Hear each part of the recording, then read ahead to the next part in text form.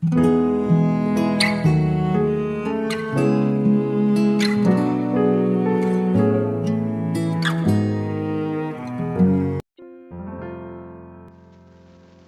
saudara yang dikasihi Tuhan Yesus. Selamat malam dan salam sejahtera bagi saudara semua. Saya menyapa bagi saudara yang ada di Indonesia dari Sabang sampai Merauke, baik yang di kota maupun yang di desa, dan saudara yang ada di Malaysia, di Singapura, di Kamboja, dan dimanapun saudara berada.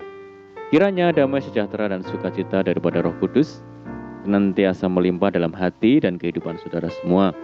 Dan kiranya saudara semua dalam keadaan sehat selalu, puji Tuhan.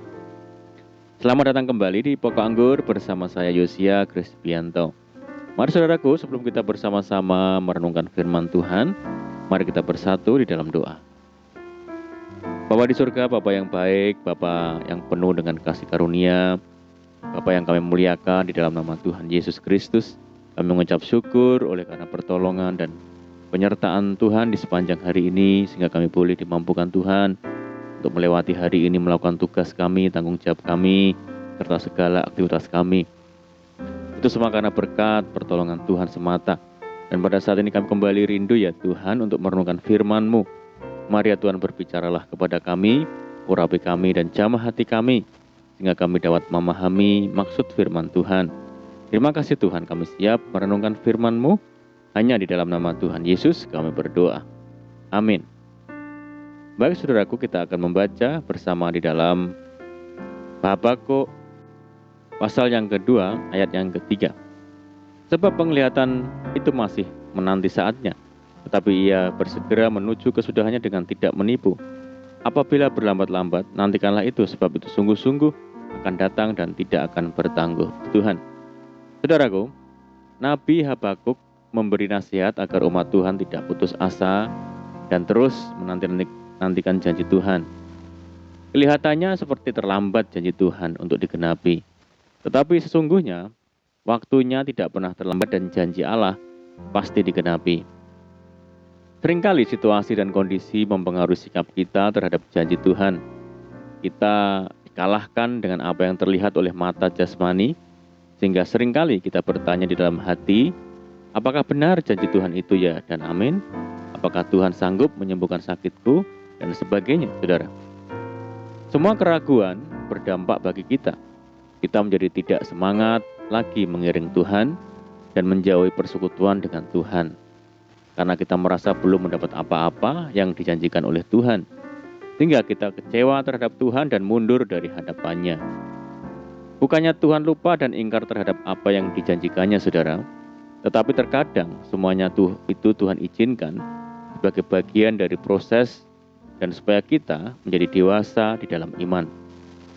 Tuhan mau kita menjadi anak-anak yang memiliki rohani yang dewasa. Tuhan menjadikan segala sesuatu indah pada waktunya. Tuhan tahu waktu yang tepat, waktunya tidak pernah cepat dan juga tidak pernah terlambat. Oleh karena itu, tetap berdoa dan beriman, saudaraku.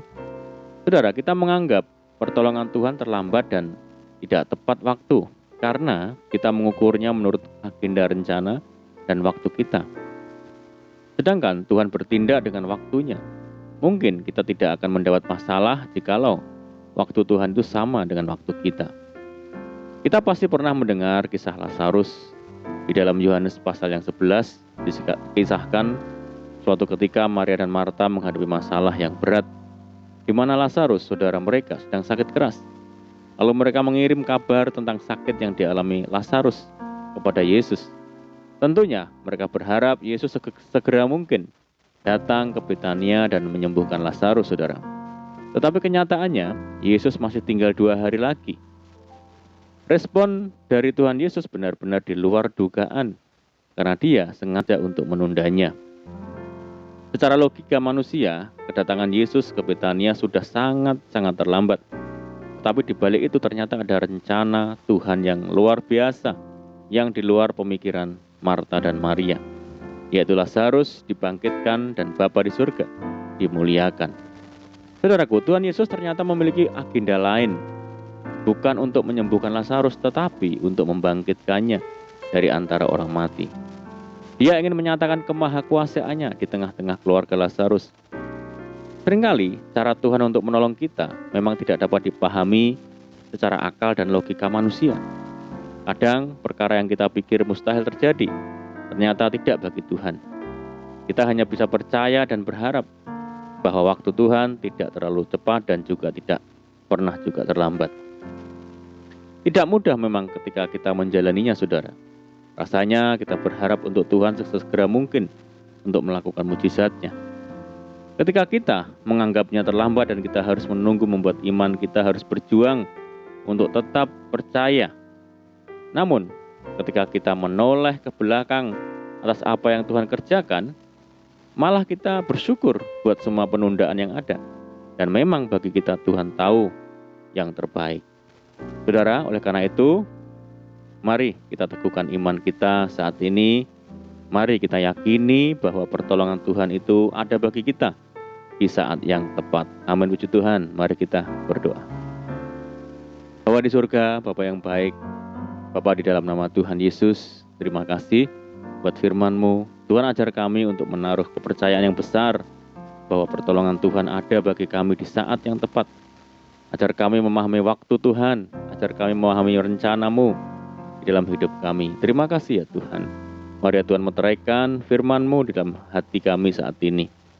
Dan saat ini kami berdoa bagi saudara kami semua yang mendengar program ini, yang di Indonesia, dari Sabang sampai Merauke, yang di Malaysia, dan dimanapun saudara kami berada.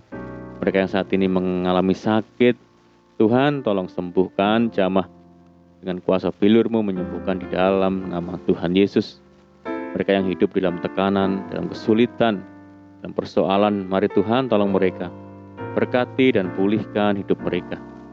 Tuhan memberkati mereka dalam rumah tangga, kehidupan pekerjaan, dalam pendidikan, dalam bisnis, dan apapun yang dikerjakan.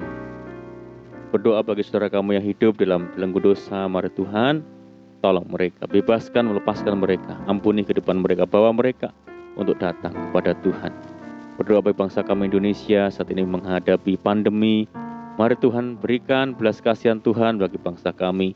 Pulihkan ekonomi bangsa kami Tuhan, pulihkan bangsa kami. Dan kerinduan kami mohon belas kasihan Tuhan, kiranya pandemi global ini segera berakhir ya Tuhan, sehingga kami boleh kembali lagi hidup secara normal. Terima kasih Tuhan. Ini doa kami percaya Tuhan mendengar segala seruan doa kami. Hanya di dalam nama Tuhan Yesus kami berdoa. Amin. Puji Tuhan, saudara, kita sudah berdoa. Saya percaya saat ini kita dikuatkan dan diberkati melalui firman Tuhan. Dan mari saudara, kita tetap semangat di dalam Tuhan. Jangan berputus asa, tetap berdoa, bersukacita senantiasa, sebab di dalam Tuhan kita sanggup melakukan segala perkara. Saya ucapkan selamat malam, selamat beristirahat. Doa saya menyertai saudara semua. Tuhan Yesus memberkati. Haleluya.